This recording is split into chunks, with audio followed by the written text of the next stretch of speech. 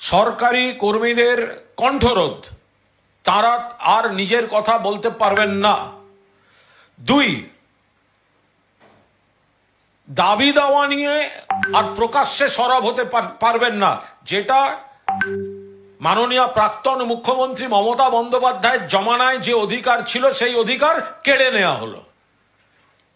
আপনারা আর ইচ্ছামতো সরকারের সিদ্ধান্তের বাইরে বা দাবি দেওয়া বা সরকারি সিদ্ধান্তের প্রতিবাদ আপনারা করতে পারবেন না। 3, একটা ঈশান করে কালো মেঘ জমার মতো একটা আশঙ্কা যে এই সরকার আরো এমন অনেক কিছু ডিসিশন নিতে চলেছে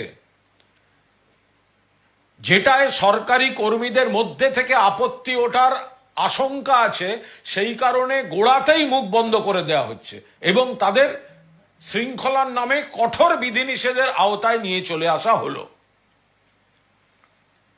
একটা আছে গণতান্ত্রিক বক্তব্য, আন্দোলন, প্রতিবাদ।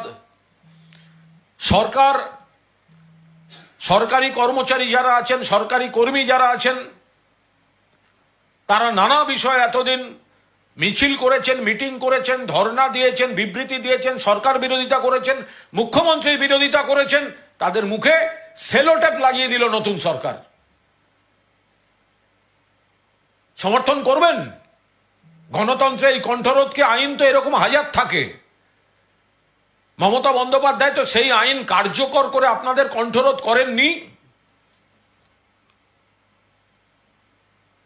সরকারি কর্মীদের মিছিল, কি ভাষায় আক্রমণ মুখ্যমন্ত্রীকে, কি ভাষায় আক্রমণ সরকারকে, কি সব স্লোগান, কি সব পোস্টার, কি সব ব্যানার। হবে তো এখন এই সিদ্ধান্তের বিরুদ্ধে সরকারের? পুরো দস্তুর, গণতন্ত্রের কণ্ঠরোধ, সরকারি কর্মচারীদের স্বাধীনতায় হস্তক্ষেপ, সরকারি কর্মচারীদের মৌলিক অধিকারে হস্তক্ষেপ এবং সরকারের জনবিরোধী যদি কোনো সিদ্ধান্ত যা আসছে বা আসবে তাতে যাতে কেউ মুখ না খুলতে পারেন এবং সরকারের মধ্যে থেকে সরকারি কর্মচারীরাই যাতে সরব না হতে পারেন, এটা তার আগাম ব্যবস্থা।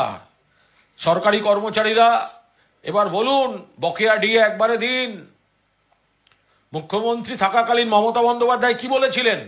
সাধ্যমতো দিচ্ছি, 4% দিলাম ঘোষণা করেছিলেন। 7th পে কমিশন ঘোষণা করেছিলেন। ছাত্রদের বিবেকানন্দ স্কলারশিপ মমতা বন্দ্যোপাধ্যায়ের ঘোষণা